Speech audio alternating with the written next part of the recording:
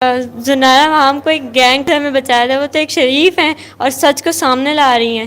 ہاں لیکن بات یہ نا کہ لوگوں نے آپ کے بارے میں، کچھ یوٹیوبرز نے، کچھ فیک یوٹیوبرز نے آپ کے بارے میں یہ نیریٹو بنا دیا ہوا ہے کہ خدا نخواستہ آپ جو ہو شاید خدا نخواستہ آپ کو کوئی مار کے دھمکا کے کوئی بھینسوں والے انجیکشن لگوا کے آپ سے کوئی اس طرح کے بیانات دلوا رہا ہے، اسی لیے تو لائیو ہو آپ، تو سامنے آپ نے یہ کیمرے میں دیکھنا ہے تاکہ لوگوں کو جو ہے نا صاف پتہ چلے، کیونکہ لوگ آپ کی باڈی لینگویج بھی دیکھتے ہیں.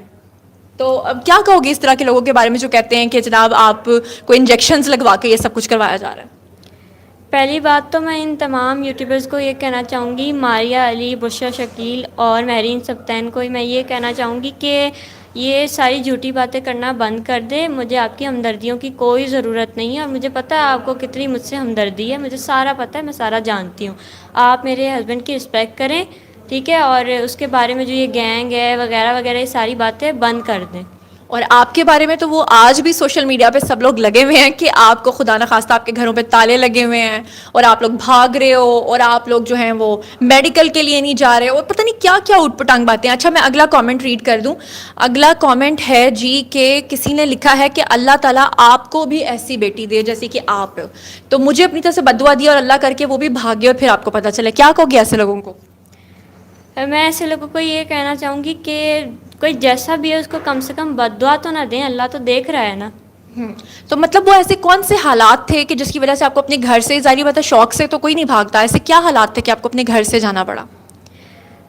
میری مجبوری تھی، وہ گھر سے مجھے جانا پڑا. میرے جو ماما بابا ہیں انہوں نے مجھے مجبور کیا. میری شادی وہ زبردستی میرے کزن سے کروانا چاہتی جس میں راضی نہیں تھی، تو مجھے یہ اسٹیپ اٹھانا پڑا. جبکہ میں ظہیر کی بات بھی کرتی تھی ان سے تو وہ انکار کر دیتے تھے، اس لیے مجھے یہ سب کرنا پڑا مجبوراً. دعا ابھی تھوڑی دیر پہلے آپ نے ایک ذکر کیا تھا، پہلے بھی آپ نے جب مجھ سے ملی تھی آپ نے ویلنٹائنس ڈے کی بات کی تھی کہ ویلنٹائنس ڈے پہ بھی آپ کو مار پڑی تھی اور آپ کی والدہ کو پتہ چل گیا تھا. وہ سب لوگوں کو آپ جلدی جلدی بتاؤ. جی ویلنٹائن ڈے والے دن بھی میرا جو موبائل ہے وہ بند کر دیا گیا تھا. میری ماما کو اس کا پتہ لگ گیا تھا اس لیے، اور مجھے بہت زیادہ مار پڑی تھی اور دھمکی بھی دی تھی انہوں نے. لیکن وہ تو اللہ معاف کرے قرآن پاک تک اٹھا کے کہہ رہے ہیں کہ ایسی کوئی بات نہیں ہے. ٹھیک ہے ہم ماں باپ کو غلط نہیں کہتے، لیکن مطلب یہ بہت ہی غلط بات ہے کہ اس طرح کی بات کی جائے کہ ان کو پتہ ہی کچھ نہیں تھا. ان کو سارا پتہ تھا شروع دن سے. ان کو یہ بھی پتہ تھا کہ میں جب گئی ہوں اور میں کہاں گئی ہوں، کیوں گئی ہوں، کس کی وجہ سے گئی ہوں، اور میں نکلنے سے پہلے ویسے بھی لیٹر لکھ کر آئی تھی. اور ظہیر کا ویسے ہی میں ان کو بتاتی رہتی تھی لیکن وہ پھر مجھے مارتے تھے اور غصہ کرتے تھے. اچھا ساتھ ساتھ میں کویسچنس بھی ریڈ کر رہی ہوں، یہ میں آپ لوگوں کو بتا دوں بھائی آپ لوگوں کے کویسچنس بھی آ رہے ہیں ساتھ ساتھ. تو کویسچن ہے جی کہ ہاں ایک آئی ڈی ہے فضا مرزا، انہوں نے کہا ہے کہ دعا زہرا کی آواز غور سے اگر سنیں تو ایسے لگتا ہے کہ جیسے اس کو مار کے بٹھایا ہوا ہے، یا ایسا لگتا ہے کہ اس کو کوئی زد و کوب کیا یا اس کو کوئی بلیک میل کر رہا ہے. پلیز آپ ذرا یہ بھی بتاؤ.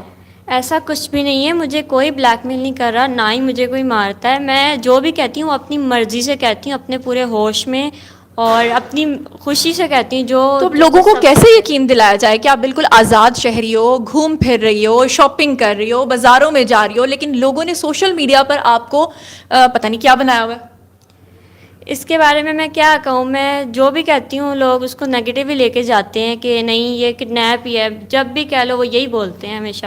ہاں یہی بولتے ہیں. اچھا ایک اور میں آپ کا کامنٹ پڑھ دوں کیونکہ میں نے ہاتھ میں فون پکڑا ہوا ہے تو بہت مشکل ہے، دوسرے ہاتھ میں ہینڈ فری ہے، ساتھ ساتھ میں یہ کویسچنس ریڈ کر رہی ہوں.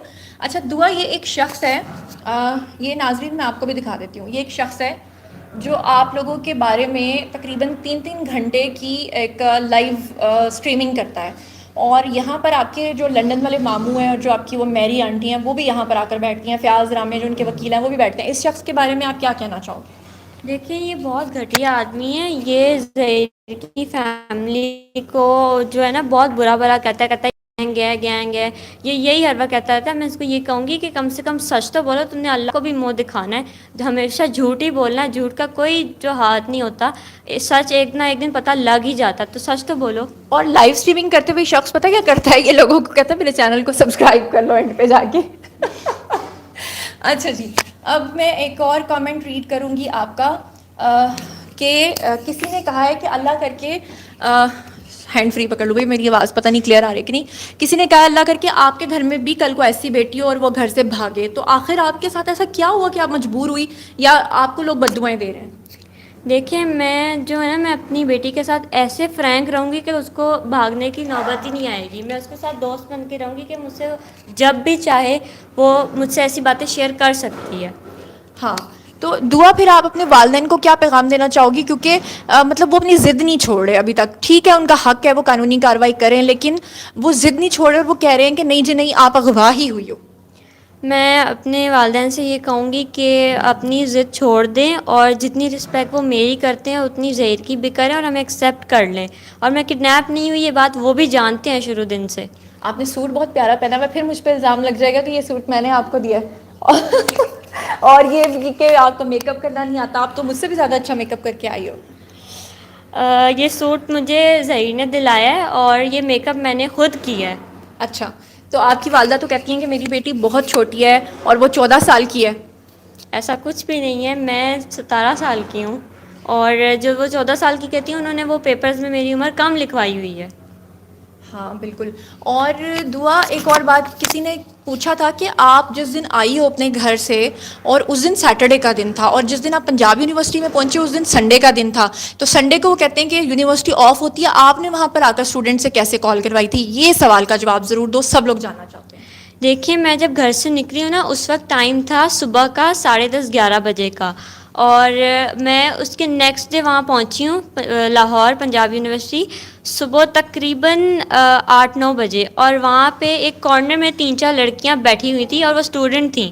ٹھیک ہے، میں نے ان سے یہ میں ظہیر سے بھی جاننا چاہتی ہوں کہ ظہیر یہ سنڈے والے دن یونیورسٹی کیسے کھلی ہوئی ہے، ذرا پلیز اس کا جواب دو.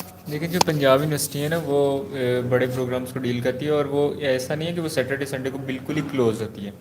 وہ جن کے تھیسز وغیرہ ہوتے ہیں وہ اسٹوڈنٹس وہاں پہ موجود ہوتے ہیں. لوگ جو یہاں پہ ہیں لاہور میں رہتے ہیں ان کو پتہ بھی ہے، اور وہ انہی اسٹوڈنٹ سے آئی تھنک اس نے کال کروائی ہے. وہاں پہ کم اسٹوڈنٹس ہوتے ہیں ریگولر سے، بٹ ہوتے ضرور ہیں، تو ان سے انہوں نے کال. اچھا یہ بات میں نے پتا کیوں نہیں بتائی تھی؟ کیونکہ مجھے پتا تھا ہم لوگوں کے بھی شوٹس ہوتے رہتے ہیں، ویسے بھی ہم لوگ پڑھنے کے لیے جاتے رہتے ہیں، اور مجھے پتا ہے کہ سنڈے کو بھی وہاں پر اسٹوڈنٹس ہوتی ہیں. اس کے علاوہ وہاں پر جو آپ کا اندر کا عملہ ہے وہ بھی وہاں پر ہوتا ہے، اور مجھے یہ بھی پتا ہے کہ وہاں پر جو ہاسٹل کی لڑکیاں وہ بھی وہاں پر ہوتی ہیں.